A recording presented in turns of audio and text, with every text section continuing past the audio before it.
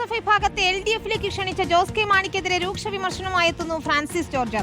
Jose K Mani തങ്ങളെ ഓർത്ത് കേഴേണ്ടതും സ്വന്തം ഗതികേട് ഓർത്ത് കേടാൽ മതിയെന്നുമാണ് ഫ്രാൻസിസ് ജോർജ് പറഞ്ഞത്. ജോസ് കെ മാണി സ്വയം അപഹാസ്യനാകരുത് എന്നുകൂടി ഫ്രാൻസിസ് ജോർജ് പറയുകയാണ്. ജോസ് കെ മാണിയുടെ പ്രസ്താവന ശ്രദ്ധയിൽപ്പെടിയുണ്ടായി. അദ്ദേഹത്തോട് വാസ്തവത്തിൽ പരിതപിക്കാൻ മാത്രമേ കഴിയൂ. അദ്ദേഹം ഇങ്ങനെ സ്വയം അപഹാസ്യനാകരുത് എന്നാണ് എനിക്ക് അദ്ദേഹത്തോട് അഭ്യർത്ഥിക്കാനുള്ളത്. കേരള കോൺഗ്രസിന്റെ തറവാട് ഏതാണ് എന്ന് പോലും അദ്ദേഹത്തിന് നിശ്ചയമില്ലാത്ത സ്ഥിതിയാണ് അദ്ദേഹം ചെന്നുപെട്ടിരിക്കുന്നത്. PJ ജോസഫ് നേതൃത്വം കൊടുക്കുന്ന ബ്രാക്കറ്റില്ലാത്ത കേരള കോൺഗ്രസ് ആണ് കേരള കോൺഗ്രസ് തറവാട്. ആ തറവാട്ടിൽ ചേർന്ന് നിൽക്കുകയാണ് വാസ്തവത്തിൽ ശ്രീ ജോസ് കെ മാണി ചെയ്യേണ്ടത്. അദ്ദേഹം പറഞ്ഞു അഭയം തേടി വന്നു എന്ന് പറഞ്ഞു. ഞങ്ങളാരും അഭയം തേടി കേരള കോൺഗ്രസ് എമ്മിലേക്ക് ചെന്നില്ല. യോജിക്കണമെന്ന ആവശ്യം എനിക്ക് വളരെ കൃത്യമായിട്ട് അറിയാം. മാണി സാർ തന്നെയാണ് മുന്നോട്ട് വെച്ചത്. അതിന്റെ പിന്നിലെ കാര്യങ്ങളെ കുറിച്ച് ഞാനിപ്പോൾ ഒന്നും പറയുന്നില്ല. പക്ഷെ യോജിച്ചതിന് ശേഷം ഉണ്ടായ തെറ്റാനുഭവങ്ങളൊക്കെ ഞങ്ങൾക്ക് വളരെ കൃത്യമായിട്ട് അറിയാം. ജോസ് കെ മാണിക്ക് ഈ കാര്യങ്ങളെ കുറിച്ചൊക്കെ നല്ല അറിവുള്ളതാണ്. കേരള കോൺഗ്രസ് പാർട്ടി യോജിച്ചതിന് ശേഷം ഉണ്ടാക്കിയ ധാരണ അത് കൃത്യമായി പാലിക്കാതിരുന്നത് കൊണ്ടാണ് UDF-ൽ തുടരാൻ വാസ്തവത്തിൽ ജോസ് കെ മാണിക്ക് കഴിയാതെ പോയത്. അദ്ദേഹം ഇപ്പോൾ ചെന്നുപെട്ടിരിക്കുന്ന പ്രതിസന്ധിയിൽ നിന്ന് രക്ഷപ്പെടാനാണ് വാസ്തവത്തിൽ ശ്രമിക്കേണ്ടത്. UDF-ന്റെ ഭാഗമായി ഞങ്ങളെ ഓർത്ത് അദ്ദേഹം കേഴേണ്ട കാര്യമില്ല. സ്വന്തം ഗതികേട് ഓർത്ത് ആണ് അദ്ദേഹം കേഴേണ്ടത് എന്ന് മാത്രമേ ഇത് അദ്ദേഹത്തിന്റെ ആഹ്വാനത്തെ കുറിച്ച് ഇപ്പോൾ എനിക്ക് പറയാനുള്ളൂ.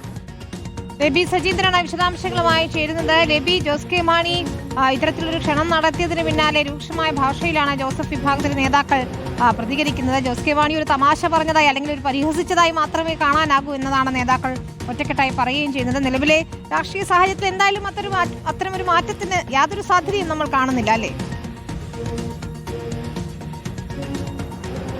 വിനീത, തീർച്ചയായും അത് പരിഹാസ രൂപേണ തന്നെ പറഞ്ഞത് എന്ന് വിലയിരുത്തേണ്ടിയിരിക്കുന്നു. കാരണം 2-3 ദിവസങ്ങൾ, അതായത് സീറ്റ് വിഭജന ചർച്ച കേരള കോൺഗ്രസിന്റെ ഇത് നടക്കേണ്ടതായിരുന്നു കഴിഞ്ഞയാഴ്ച. എന്നാൽ 2-3 ദിവസങ്ങൾ നടക്കുമെന്ന് വിചാരിച്ചത് നടക്കാതെ പോയി. അത് തിരക്ക് കൊണ്ടാണ് UDF-ന്റെ മറ്റു ഘടകകക്ഷികളുമായിട്ടുള്ള ചർച്ചയും പൂർത്തിയായിട്ടില്ല.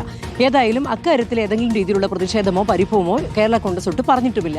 എന്നാൽ ഈ സീറ്റ് വിഭജന ചർച്ച നീണ്ടുപോയ സാഹചര്യത്തിലാകണം ഈ അവസരം മുതലെടുത്തുകൊണ്ട് ഇത്തരത്തിലൊരു പ്രസ്താവനയുമായി ജോസ് കെ മാണി വന്നത് എന്നുള്ള വിലയിരുത്തലാണ് കേരള കോൺഗ്രസ് ക്യാമ്പിലുള്ളത്. അവർ പറയുന്നത് 1991 മുതൽ 2010 വരെ LDF ഇടതുമുന്നണിയിലായിരുന്നു ജോസഫ് എന്നുള്ള കാര്യം മറന്നുപോയി.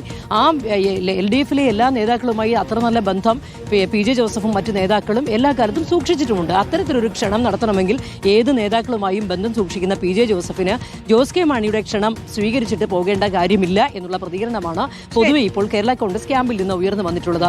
നേരത്തെ മോൻസ് ജോസഫ് MLA-യും അപ്പു ജോസഫും പ്രതികരണവുമായി വന്നിരുന്നു. അതിന് പിന്നാലെയാണ് അതിരൂക്ഷ വിമർശനവുമായി ഫ്രാൻസിസ് ജോർജ് MP-യും വന്നിരിക്കുന്നത്. ഏതായാലും ഈ പ്രതികരണത്തിൽ നിന്ന് നമുക്ക് മനസ്സിലാക്കാൻ സാധിക്കുന്നതും ഈ ഒരു ഘട്ടത്തിൽ, അതായത് നേരത്തെ കേരള കോൺഗ്രസ് UDF-ലേക്ക് വരും എന്ന രീതിയിൽ വാർത്തകൾ നിരവധി പ്രചരിച്ചിരുന്നു. ആ ഘട്ടത്തിൽ അതിന് മറുപടി എന്നോണം ഈ ഒരു സന്ദർഭം മുതലെടുത്തുകൊണ്ട് ജോസ് കെ മാണി ഇത്തരമൊരു വിവാദത്തിന് അല്ലെങ്കിൽ ഇത്തരമൊരു സംസാരത്തിന് തുടക്കമിട്ടതാണ്. അതിനെതിരെയാണ് അതിരൂക്ഷമായ ഭാഷയിൽ തന്നെ പ്രതികരിച്ചുകൊണ്ട് ഇപ്പോൾ നേതാക്കൾ രംഗത്ത് വരുന്നത്. അതിന്റെ തുടർച്ചയായിട്ടാണ് ഫ്രാൻസിസ് ജോർജ് MP-യും അതിശക്തമായ വിമർശനം നടത്തിക്കൊണ്ട് രംഗത്ത് വന്നിരിക്കുന്നത്. വിനീത, ശരി. രബി സജീന്ദ്രനാണ് കൊച്ചിയിൽ നിന്ന് വിശദാംശങ്ങൾ നൽകിയത്.